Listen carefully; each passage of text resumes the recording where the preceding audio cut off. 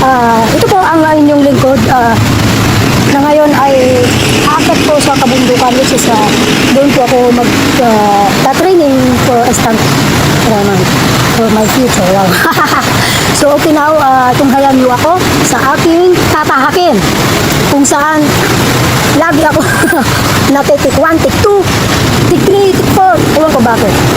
Mga kababayan, mga ka-vlogger, mga ka-krong-krong, the silent attacker, bakit ganito ang aking mga pangalan? Hindi ko alam bakit, basta noon kasi damam ako. So ang tawag sa akin noon is krong-krong ng damam. Gumawa ako ng YT channel, ilagyan ko ng pangalang vlogger ng Mindanao, pero parang hindi ako satisfied doon dahil ang nakilala sa pangalan ko is ang krong-krong.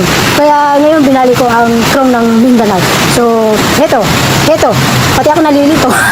Sige, go! Ito na ang aming pinagtatrain. Manod kayo! Sige, guys!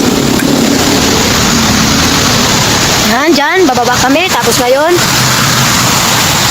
ito, yan. Dito po kami dumadaan, paakyat.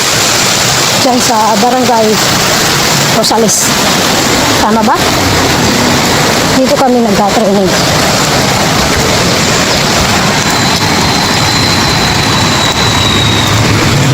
Daming mga bungang kahoy dito. Mga prutas. Diba? Yan. Hindi saan pumupunta yung kanal. Yan. Tara, kaya tayo!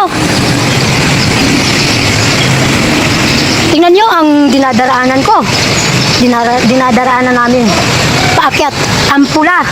Ang shoes namin. See? Diba? Let's go! Ganyan katatag. Ganito katatag ang mga stunt ng Agila. Ingat-ingat sa paglalakad sapagkat madulas.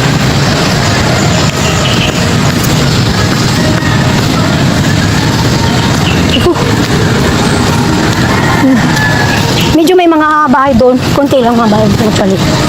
Yan. Yan po, naakyatan namin yan.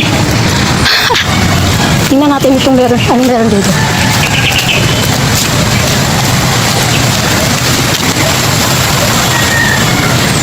Diba? Parang sa Mindanao lang, guys. Pero actually, Antipolo po ito.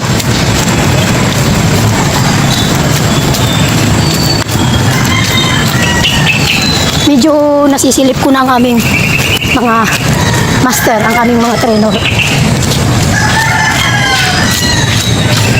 Po.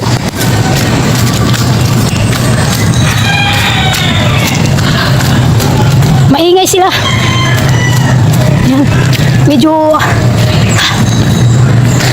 apak ako sa may semento dahil yung sa tatos ko.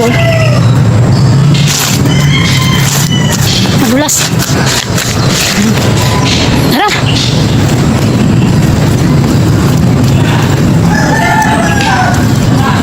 Wow. Practice sila.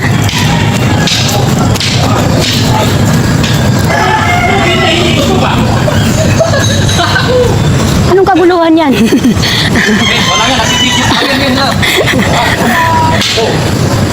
Ano ba? Tatlo kong naabutan. Ayun, ano ba? Ano ba naman yan? Ganun kasi oh. Ano? Gagawin na kita. Siyang last one. Yan. 2 3. Kapagod.